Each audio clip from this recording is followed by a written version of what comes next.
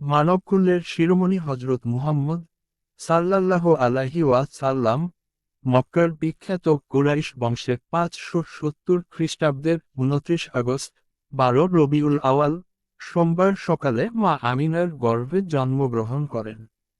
উল্লেখ্য, হজরত ইব্রাহিম আলাইহি ওয়াসাল্লাম এর পুত্র হজরত ইসমাইল আলাইহি ওয়াসাল্লাম এর বংশধরেরা আরবে কুরাইশ নামে পরিচিত।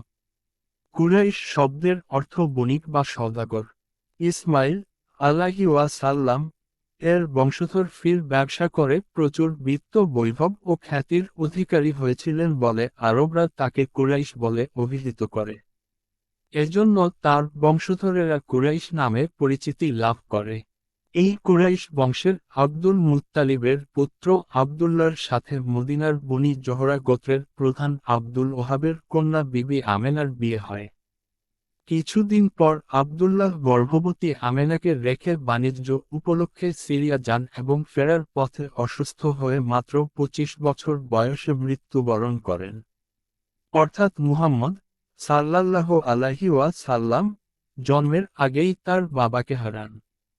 মুহাম্মদ সাল্লাল্লাহু আলাইহি ওয়াসাল্লাম ভূমিষ্ঠ হলে তার দাদা আব্দুল মুত্তালিব পিতৃহীন বালকের নাম রাখেন মুহাম্মদ এবং মা রাখেন আহম্মদ। মুহাম্মদ অর্থ উচ্চ প্রশংসিত আর আহম্মদ অর্থ সর্বাধিক প্রশংসাকারী।